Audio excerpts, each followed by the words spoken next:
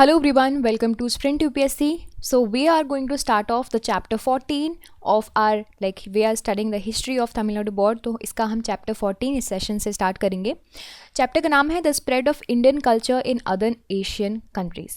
सो अब तक हमने जो भी हिस्ट्री पढ़ी उस हिस्ट्री में अब तक हम इस हिस्ट्री में ये समझ चुके हैं, हम एंशियंट टाइम से शुरुआत करते आ रहे हैं. तो हम ये समझ चुके हैं कि हमारा जो इंडियन सब कॉन्टिनेंट था वो सिर्फ और सिर्फ हमारे इंडियन सब कॉन्टिनेंट में जो भी राजा आए, जितने भी सिविलाइजेशंस हुई, सिर्फ और सिर्फ इंडियन सब कॉन्टिनेंट में नहीं थी.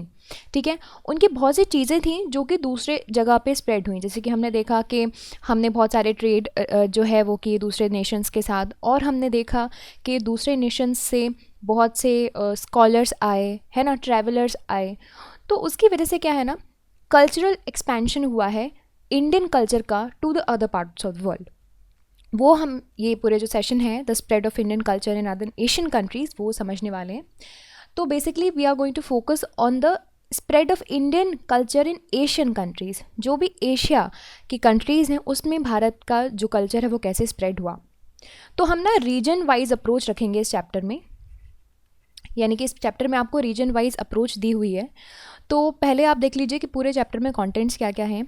तो पहले सेंट्रल एशिया के बारे में समझेंगे, तो उसके बाद India China, India Tibet, India Sri Lanka, फिर Indian culture in south east Asia.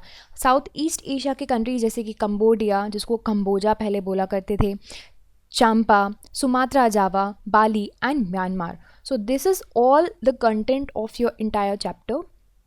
पर इस सेशन में हम फोकस करने वाले हैं सेंट्रल एशिया में India China, India Tibet, India Sri Lanka. यानी कि हम central Asia, south Asia and थोड़ा जो पोर्शन है साउथ ईस्ट एशिया का, जिसमें आपका ये चाइना तिब्बत वाला रीजन आ जाता है, वो हम पढ़ने वाले हैं. तो stay focused on this particular session. So देखिए, जब हम बात करते हैं इंडियन कल्चर और सिविलाइजेशन की, और when we talk about the spread of this Indian culture and civilisations, तो ये बहुत ही इंपॉर्टेंट है हमारी हिस्ट्री को समझने के लिए, क्योंकि when we read the history we see a lot of things that were there okay during this time, and बहुत सी चीज़ें हम देखते हैं कि जो यहाँ पे थी उनके वक्त की.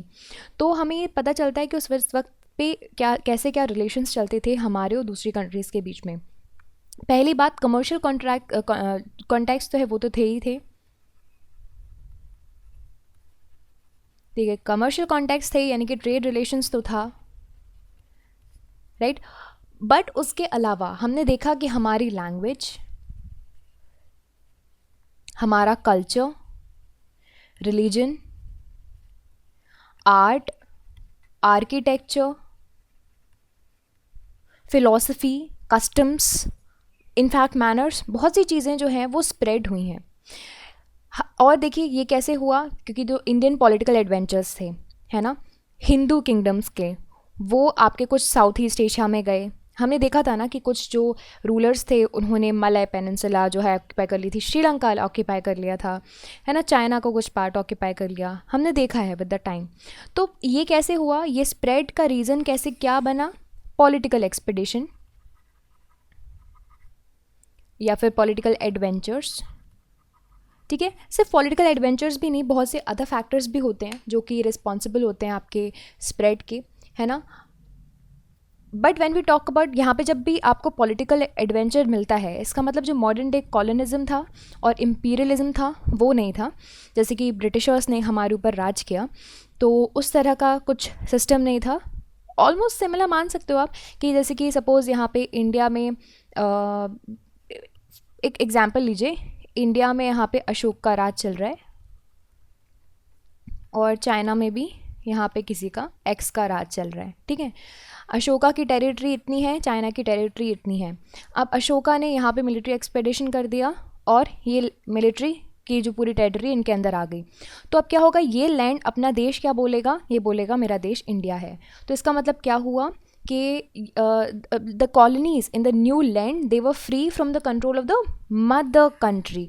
तो अपनी मदर कंट्री के कंट्रोल से फ्री हो गई, लेकिन इनके दूसरे के कंट्रोल में आ गई, है ना. तो इनके कंट्रोल में आ गई, तो इसकी वजह से क्या होता है ना, कल्चरल इन्फ्लुएंस हो जाता है. और ये आपको याद रखना है कि कल्चरल इन्फ्लुएंस दोनों रीजन का एक दूसरे पे हो सकता है. इस रीजन का कल्चरल इन्फ्लुएंस इस रीजन पे हो जाए, और इस रीजन का इन्फ्लुएंस इस पे हो जाए. It totally depends upon the region. Now talking about central Asia. So central Asia की बात करें हैं, it was a very great centre of Indian culture and in fact during the early century of Christian era, several monuments आपको you will find several monuments आपको जो अफ़गानिस्तान के eastern parts हैं, Khotan and Kashgar, ठीक है. तो ये जो सारे साइट्स हैं यहाँ पे आपको बहुत ही इंपॉर्टेंट सेंटर्स मिलेंगे, क्योंकि आपने यहाँ से क्या अनर्थ किए हैं, बहुत अच्छे मॉन्यूमेंट्स जो कि आपके इंडियन कल्चर को रिप्रेजेंट करते हैं. उसके बाद संस्कृत टेक्स्ट भी मिले हैं, बुद्धिस्ट मॉनेस्ट्रीज़ भी मिली हैं उन प्लेसेस पे. तो इससे क्या पता चला कि जो इंडियन कल्चर है वो इन्फ्लुएंस किया and it continue till the 8th century, ठीक है. फिर ये कहाँ पे स्प्रेड हुआ, it also spreaded towards the Tibet and in the China through central Asia. तो ये याद रखना है कि भारत है ये हमारा, यहाँ पे सेंट्रल एशिया है. तो हमारा जो कल्चर इन्फ्लुएंस था, सपोज़ ये भारत है, यहाँ पे आपका अफ़गानिस्तान आएगा, तो हमारा कल्चरल इन्फ्लुएंस हमने देखा था ना कि यहाँ पे थे पासेस, है ना, पासेस थे, और पासेस की वजह से क्या है, लोग मूव कर सकते थे, आ जा सकते थे. तो हमारा कल्चरल इन्फ्लुएंस कुछ इस तरह से स्प्रेड हुआ towards China and Tibet. Okay, now talking about India and China. तो ये बात याद रखना है कि चाइना का जो इन्फ्लुएंस है, यानी कि चाइना जो भारत कल्चर से इन्फ्लुएंस हुआ है वो 2 रूट से हुआ है, लैंड रूट से, है ना, एंड सी रूट से. दोनों रूट से पास हुआ है. लैंड रूट से हमने देख लिया सेंट्रल एशिया के थ्रू, सी रूट से कैसे, बर्मा, मॉडर्न डे म्यांमार के थ्रू. अब बुद्धिज़्म तो जो था वो चाइना में जो है स्प्रेड होने लगा during the 1st century AD, और बहुत से चाइनीज़ पिलग्रिम्स आने लगे, जैसे कि हमने पढ़े भी हैं, फ़हीन हुइनसांग के बारे में भी हमने पढ़ा है. तो ये क्या करने लगे, इनके पास देखो बुद्धिज़्म इनके यहाँ पे स्प्रेड हो चुका था, और हमने देखा था कि अशोका ने भी अपने बच्चों को भेजा था कि ईस्ट एशिया में, चाइना में जाके स्प्रेड करो, ठीक है, बुद्धिज़्म के बारे में लोगों को बताओ. तो इससे वजह से क्या हुआ है, वहाँ पे वो रिलीजन फ्लरिश कर दिया. अब वो रिलीजन फ्लरिश कर दिया तो वहाँ पे जो लोग वो रिलीजन मान रहे हैं वो ऑब्वियसली जानना चाहेंगे, दिस इज़ वेरी अब बेसिक ह्यूमन नेचर, वो जानना चाहेंगे कि उनका जो रिलीजन है उसका बेसिस कहाँ से है, ओरिजिन कहाँ से है. Everybody wants to search for the God, है ना, द ओरिजिन ऑफ गॉड. तो of course they visited India, Buddha की प्लेसेस पे घूमे, रहे बहुत से सालों तक. हुआन सिंह तो काफ़ी सालों तक रहा भी था, है ना. तो इसकी वजह से आपको देखने मिला कि वो जब वहाँ पे जाते हैं वापस, तो यहाँ से हमारा कल्चर भी लेके जाते हैं. ऑन द अदर साइड से वह 100 of Buddhist monks like Gunabhadra, Vajrabodhi, Dharmadeva, Dharmagupta, all of these visited China as well. तो हमने देखा कि वहाँ से लोग यहाँ आए, यहाँ से लोग वहाँ गए, मतलब वहाँ पे गए घूमने. ऑल्सो इंडियन स्कॉलर्स हैं, उन्होंने बहुत से संस्कृत वर्क्स जो हैं उनको ट्रांसलेट भी किया चाइनीज़ एम्परर के रिक्वेस्ट के अंदर. तो आप समझ सकते हैं किस तरह से यहाँ पे स्प्रेड हो रहा है आपके कल्चर का. ये जो कॉन्टेक्ट था चाइना का, it continue till the 13th century, जब मंगोल्स ने अपना एस्टेब्लिश कर लिया था एम्पायर वहाँ पे. और ये भी आपको याद रखना है कि चाइनीज़ आर्ट है that also had been influenced by Indian art to an certain extent. Now talking about Tibet. Tibet India से 7th सेंचुरी के आसपास बहुत ज़्यादा इन्फ्लुएंस हुआ था. बहुत ही famous Buddhist king Gampo founded the city of Lhasa. City of Lhasa is also इसको बोलते हैं the forbidden city,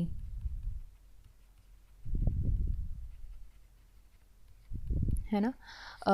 it is one of the geographical epithet and इसको द फॉरबिडन सिटीज़ भी बोलते हैं. दलाई लामा की प्लेस हुआ करती थी, तो इन्होंने ये सिटी भी बहुत फॉर्म की, बहुत ही फेमस सिटी है. And also he introduce the Buddhism there. Tibetan alphabet they were devised with the help of Indian scholars. So you can see कैसे यहाँ पे अल्फ़ाबेट यानी कि आपकी जो स्क्रिप्ट है उस पर क्या हुआ है, उस पर इन्फ्लुएंस हुआ है. उसके बाद इंडियन स्कॉलर्स ने उनको लामाइज़म जो है उसके एस्टैब्लिशमेंट में भी हेल्प करी थी तिब्बत में. 11th सेंचुरी के आसपास Pala dynasty of Bengal had very close contact with Tibet. जब बंगाल को अटैक किया गया मुस्लिम रूलर्स के द्वारा, बुद्धिस्ट मॉन्क्स ने इनको शेल्टर दी थी. Now talking about India and Sri Lanka. So India and Sri Lanka की हम बात करें तो हमारी बहुत बड़ी हिस्ट्री है है ना, श्रीलंका के साथ। Sri Lanka experience a great cultural influence from India. Buddhist monasteries वो आपको बताती हैं कि एक तो पहली बात रिलीजियस इन्फ्लुएंस हुआ है, ओके, रिलीजियस इन्फ्लुएंस हुआ है, प्लस कल्चरल ट्रेडिशंस भी हमने इनको दिए हैं। आर्ट ऑफ स्टोन क्रेविंग्स है ना, वो भी हमने श्रीलंका को दिया। फिर उसके बाद 5th सेंचुरी में Buddhaghosa he visited the Sri Lanka and he consolidated the Hinayana Buddhism. तो आप अभी भी इस वक्त पे भी देखोगे कि बुद्धिज़्म काफ़ी अच्छे से फ्लरिश्ड है आपके श्रीलंका में। बहुत ही फेमस पेंटिंग जो है Sigiriya, okay, that were moulded on the Ajanta paintings. तो ये इमेज है, आप इसको देख सकते हैं इस पेंटिंग को। So this is it about the entire chapter and entire part where we discussed the Central Asia, India and China, India and Tibet, India and Sri Lanka, कि कैसे हमारा इंडियन कल्चर स्प्रेड किया है Asian countries में। In the next session we are going to discuss the spread of Indian culture in south east Asia, जैसे Cambodia, Champa, Sumatra and Java, Bali and Myanmar. So stay tuned for that. I'll see you in the next video. And if you like this video, you can subscribe to the YouTube channel for more videos and updates. And also you can download the Sprint UPSC app to practice book chapter and topic wise. Remember candidates, just reading books and watching videos are not going to help you out unless you practice thoroughly. So identify your mistakes and work to improve your performance, and Sprint UPSC is a perfect app to do all of this. अगर आपको ये video पसंद आया है तो हमारे YouTube channel को subscribe कीजिए और वीडियोज़ एंड अपडेट्स के लिए साथ ही साथ डाउनलोड कीजिए Sprint UPSC ऐप। यहाँ पर आप अपनी book chapter and topic wise practice कर सकते हैं। देखिए, सिर्फ बुक पढ़ने से और वीडियोस देखने से मदद नहीं मिलेगी जब तक आप अच्छे से प्रैक्टिस नहीं करोगे। तो अपनी मिस्टेक्स हो जानिए, परफॉर्मेंस को इम्प्रूव कीजिए, और स्प्रिंट यूपीएससी इसके लिए परफेक्ट ऐप है। I will see you in the next video. Thank you very very much.